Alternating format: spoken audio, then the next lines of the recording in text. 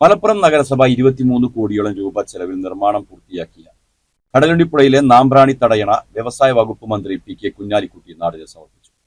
തടയണകൾ നാടിന്റെ ജലക്ഷാമം ഒരു പരിധിവരെ പരിഹരിക്കുമെന്ന് ഉദ്ഘാടന പ്രസംഗത്തിൽ മന്ത്രി പറഞ്ഞു.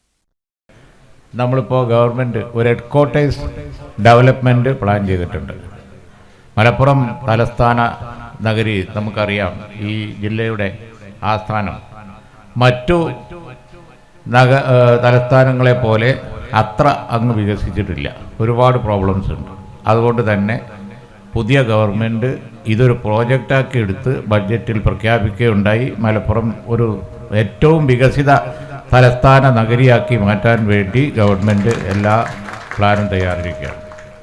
നമ്മുടെ ഇവിടെ ആദ്യം ഉണ്ടായിരുന്ന കലക്ടർ ശ്രീ വിനോദ്, അദ്ദേഹത്തെ അതിനൊരു സ്പെഷ്യൽ ഓഫീസറാക്കി നിയമിച്ചിട്ടുണ്ട്. അദ്ദേഹം ഇവിടെ ഈ ചൊവ്വാഴ്ച ഉള്ളതെന്ന് വെള്ളിയാഴ്ചത്തേക്ക് മാറ്റിയിട്ടുണ്ട്. വെള്ളിയാഴ്ച മലപ്പുറം വിസിറ്റ് ചെയ്യുന്നുണ്ട്.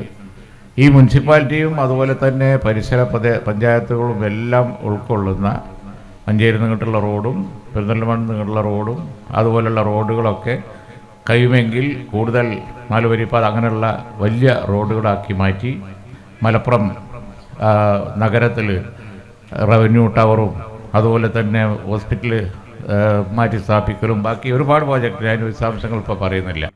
ഇത്തരം പദ്ധതികൾ നാടിന്റെ മറ്റു വികസന പദ്ധതികൾക്ക് കരുത്തേകും. നിലവിലെ പൈപ്പ് ലൈനുകൾ മാറ്റി പുതിയത് സ്ഥാപിക്കാൻ ആവശ്യമായ പദ്ധതി കൊണ്ടുവരും. മലപ്പുറം നഗരത്തെ വികസിത ആസ്ഥാനമാക്കി മാറ്റും.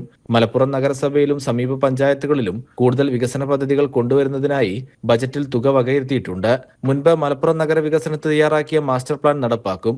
മലപ്പുറത്തേക്ക് എത്തുന്ന എല്ലാ റോഡുകളും വികസിപ്പിക്കും. 4 വരി പാതയാക്കാൻ കഴിയുമെങ്കിൽ അതിനുള്ള പദ്ധതി ഒരുക്കുമെന്നും കുഞ്ഞാലിക്കുട്ടി പറഞ്ഞു. നഗരസഭാ ചെയർപേഴ്സൺ അഡ്വക്കേറ്റ് വി റിനിഷ അധ്യക്ഷയായി. കേന്ദ്ര നഗരസഞ്ചയനം പദ്ധതിയിലൂടെ നിർമ്മിച്ച തടയണയിൽ 13 കിലോമീറ്റർ ദൂരത്തിലായി 2100 മില്യൺ വെള്ളം സംഭരിക്കാൻ കഴിയും. യാന്ത്രികമായി പ്രവർത്തിക്കുന്ന 12 മീറ്റർ വീതിയുള്ള 3 ഷട്ടറുകളും 10 മീറ്റർ വീതിയുള്ള ഒരു ഷട്ടറും 6 മീറ്റർ നീളത്തിൽ കോൺക്രീറ്റ് കൊണ്ടുള്ള ഒരു സ്ഥിരം തടയണയുമാണ് റെഗുലേറ്ററിലുള്ളത്. ചടങ്ങിൽ പൊതുമരാമത്ത് സ്ഥിരം സമിതി അധ്യക്ഷൻ ഹാരിസ് സാമിയാൻ സ്വാഗതം പറഞ്ഞു.